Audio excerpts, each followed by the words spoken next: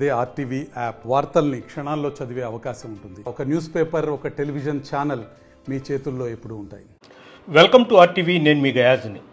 గత 3 నెలల కిందట పగడాల ప్రవీణ్ మొహమ్మద్ ప్రవక్త మీద కొన్ని వ్యాఖ్యలు చేసినప్పుడు మైనార్టీ నాయకుడు సమీ హుస్సేన్తో పాటు బ్రదర్ బర్నాబాస్ కూడా దాని మీద ఖండించడం జరిగింది, తీవ్రంగా ఖండించడం జరిగింది. అయితే బర్నాబాస్ కూడా చెప్పడం ఏంటంటే, క్రైస్తవులు ఎప్పటికైనా ఒక మతాన్ని కించపరిచే విధంగా మాట్లాడరు, ప్రతి ఒక్కరిని గౌరవిస్తారు, ప్రతి మతాన్ని గౌరవిస్తారు, ప్రతి దేవుణ్ణి గౌరవిస్తారని కూడా అప్పట్లో చెప్పడం జరిగింది. ప్రస్తుతము ఈ గత 2 రోజుల నుంచి పగడాల ప్రవీణ్ మరణం అది 2 తెలుగు రాష్ట్రాల్లో ఒక చర్చ అయితే జరుగుతుంది. ప్రస్తుతం మనతో మాట్లాడేందుకు బ్రదర్ బర్నాబాస్ మనతో ఉన్నారా? ఇంతో మాట్లాడదాం. నమస్తే బర్నాబాస్ గారు. చెప్పండి, అంటే గత 3 నెలల కిందట కూడా మీరు పగడాల ప్రవీణ్ మొహమ్మద్ ప్రవక్త మీద ఆరోపణలు చేసినప్పుడు మీరు కూడా ఒక క్రైస్తవులుగా అతను ఖండించడం జరిగింది. అంటే ఇది కరెక్టు కాదు అని. ఇప్పుడు ఒక్కసారిగా అతను మరణం అంటే పలు అనుమానాలకు దారితీస్తుంది. ఎలా చూస్తారు మీరు? ఖండించిన తర్వాత అతను ఆ రోజు రాత్రి నాకు ఫోన్ చేయడం జరిగింది. ఫోన్ చేసి కూడా అతను చేసిన వీడియోలు అవన్నీ పంపించడం జరిగింది. చాలా చక్కగా అతనితో, అంటే మీరు ఆ రోజు ఆయన మొహమ్మద్ ప్రవక్తని విమర్శించి మాట్లాడినప్పుడు మీరేం ఖండించారు? నేను ఇట్లా మాట్లాడటం అనేది కరెక్ట్ కాదు, ఎవరైనా కూడా అని చెప్పి ఇతను ప్రవీణ్ పగడాల చేసిన కరెక్ట్ కాదని చెప్పడం జరిగింది. తర్వాత అతను ఆ రోజు రాత్రి నాతో మాట్లాడాడు. ప్రవీణ్ పగడాల గారు నాతో మాట్లాడారు, పక్క రోజు మాట్లాడారు. నేను మా టీవీ ఛానల్ కూడా మీరు ఇంటర్వ్యూ ఇవ్వాలి, దేవుడు మంచి జ్ఞానాన్ని ఇచ్చారు మీకు అని చెప్పాను. ఖచ్చితంగా బ్రదర్ మీకు ఇంటర్వ్యూ కూడా ఇస్తానని చెప్పాడు. దాని తర్వాత నేను హైదరాబాద్కి మనం వెళ్ళినప్పుడు ఫోన్ చేద్దాం అనుకున్నాను, నేను చేయలేదు. దాని తర్వాత ఈ యొక్క ప్రమాదం జరిగింది తెలిసింది. చాలా బాధపడ్డామంతా. ఒక్కసారిగా క్రైస్తవ లోకం అంతా బయటకు వచ్చి న్యాయం జరగాలని చెప్పి చేస్తున్నాం. అది ప్రమాదవశాత్తు అయితే మేము ఖచ్చితంగా ప్రార్థన చేసేసి ఆ కుటుంబానికి శాంతి సమాధానం కలవాలని చెప్పేసి అన్ని 2 రాష్ట్రాల్లో మేము ఖచ్చితంగా చేస్తాం. కానీ అది కానీ వేరే విధంగా హత్య కానీ చేసినట్టు కానీ ఏదన్నా తెలిస్తే మాకు న్యాయ పోరాటం జరిగేంత వరకు, ఎందుకంటే చట్టాల మీద మాకు నమ్మకం ఉంది, న్యాయస్థానాల మీద మాకు నమ్మకం ఉంది.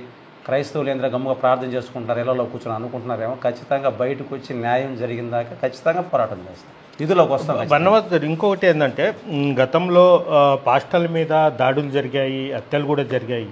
ఎప్పుడు క్రిస్టియన్స్ ఇళ్లలో నుంచి బయటకు వచ్చిన సందర్భాలు లేవు. విత్ మహిళలు, పిల్లలు, వృద్ధులతో పాటు.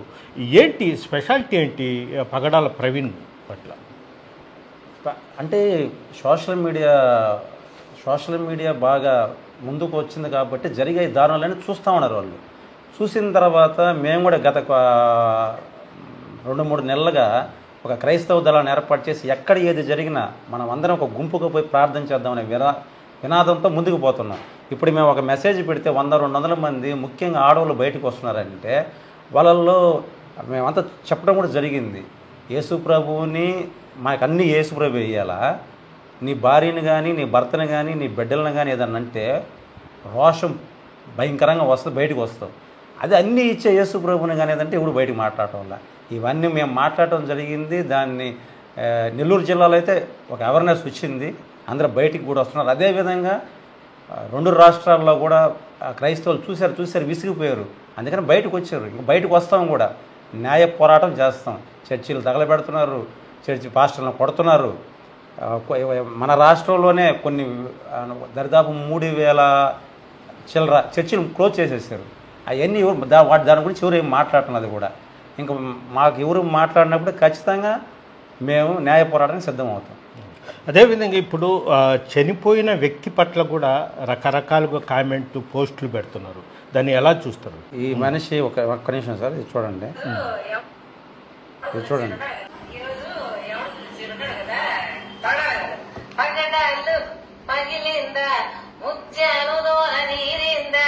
బాగా ఎక్కువైపోయింది కదా మధ్యన.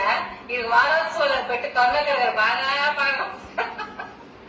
ఇట్రా అమెరికా ఏడది ఆ ఊరు పేరు, అది నీ బాగుంది. మా నాన్న మన ఆయనది రాజు ఈడు మోస్ట్ గొర్రె నవ్వు ఈడు మరి ఎవరు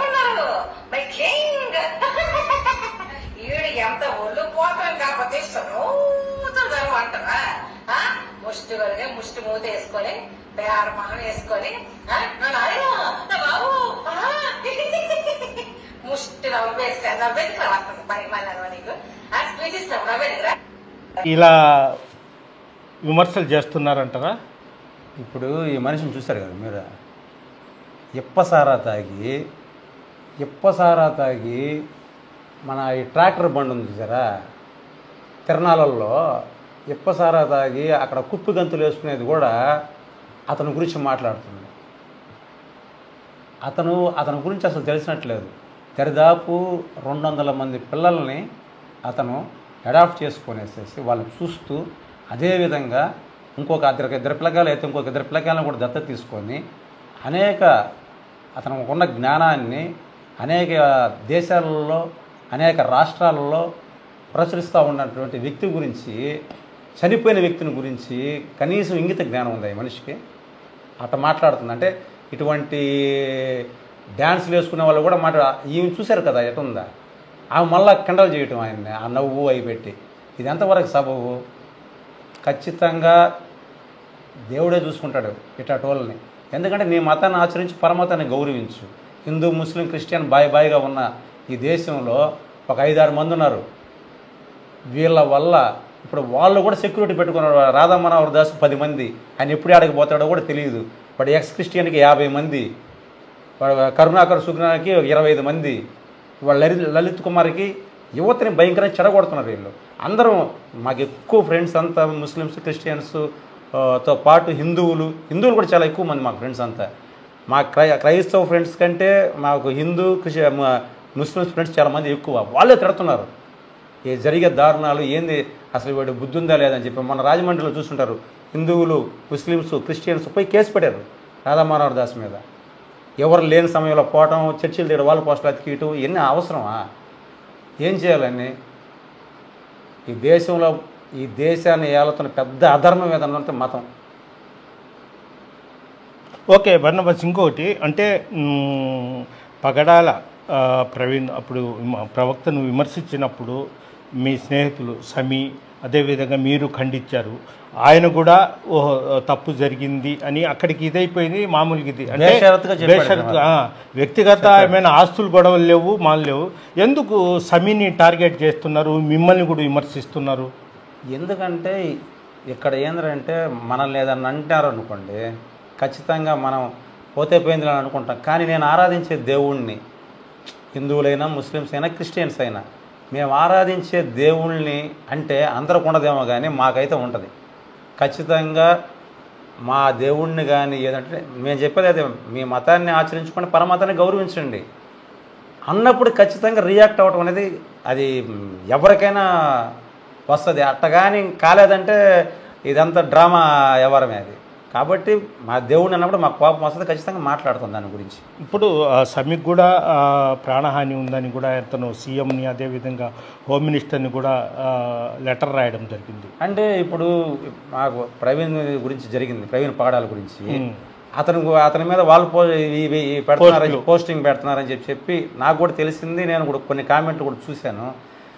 అసలు ఏమి జరిగింది అనేది తెలియకుండా ఇట్లా చేయటం అనేది కరెక్ట్ కాదు. ఎవరైనా కూడా వాళ్ళైనా వీళ్ళైనా అనేది కరెక్ట్ కాదు. దాన్ని నేను ఇప్పుడు అతనికి ఆ రోజు సపోర్ట్గా బేషరతుగా క్షమాపణ చెప్పిన వ్యక్తి నేను ముస్లిం సమాజానికి. ఇప్పుడు మా దీంట్లో అతని హస్తం ఏదైనా ఉందని అంటే ఖచ్చితంగా అతను శిక్ష పడాలని కోరుకునే మొదటి వ్యక్తి నేను అవుతా, నా స్నేహితుడే. కానీ ఆ రోజు ఆ మాట మాట్లాడాడు కాబట్టి చనిపోయిన వ్యక్తి గురించి మనం కూడా మాట్లాడకూడదు. ఆ రోజు మాట్లాడాడు కాబట్టి మనం ఖండించాం బేషరత్తుగా. నాకు మంచి స్నేహితుడు అయ్యాడు అతను.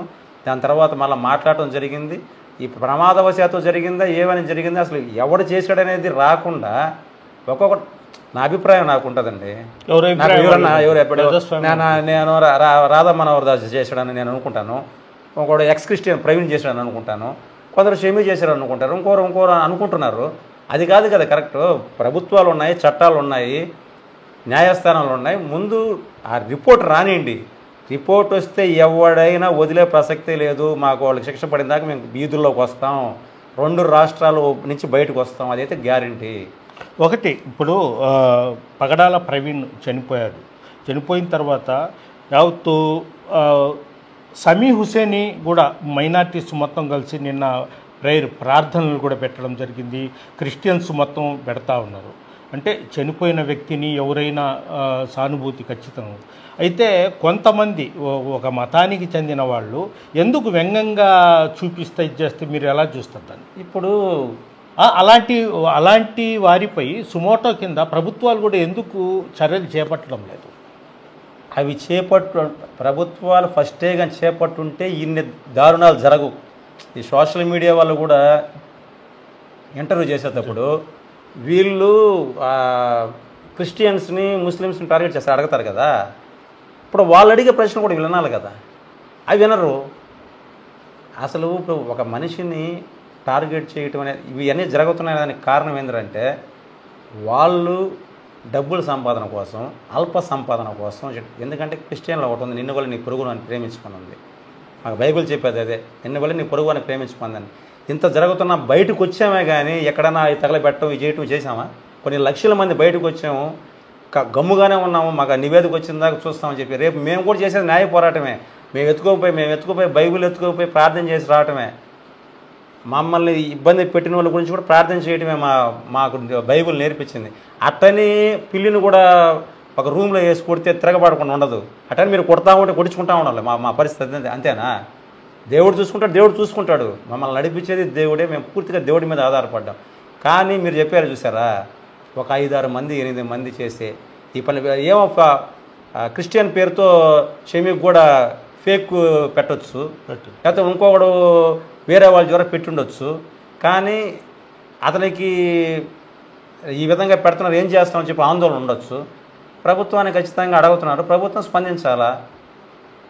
అది గ్యారెంటీగా జరగాల్సిందే. అది మామూలుగా ఇది పరిస్థితి. ప్రధానంగా చనిపోయిన వ్యక్తి పట్ల కొంతమంది అనుచిత వ్యాఖ్యలు, పాటలు ఇచ్చేసి రెచ్చగొట్టే ధోరణిలు ఇచ్చేస్తున్నారు. అలాంటి వారి మీద వీడియోల ఆధారంగా వాళ్ళ మీద కేసులు కూడా నమోదు చేయాలి. అదేవిధంగా ప్రధానంగా క్రైస్తవులు ఒకరిని ఎక్కడ హాని చేయడం కానీ, ఒకరిని బాగా కించపరిచే విధంగా మాట్లాడారని కూడా బర్నబాద్ చెప్తున్నారు. వీడియో ప్రదీప్తో గయాజ్ RTV నెల్లూరు నుంచి. మరిన్ని వీడియోస్ కోసం ఛానల్ ని సబ్స్క్రైబ్ చేయండి. లేటెస్ట్ అప్డేట్స్ కోసం వాట్సాప్ ఛానల్ ని ఫాలో చేయండి. అండ్ లింక్ డిస్క్రిప్షన్ లో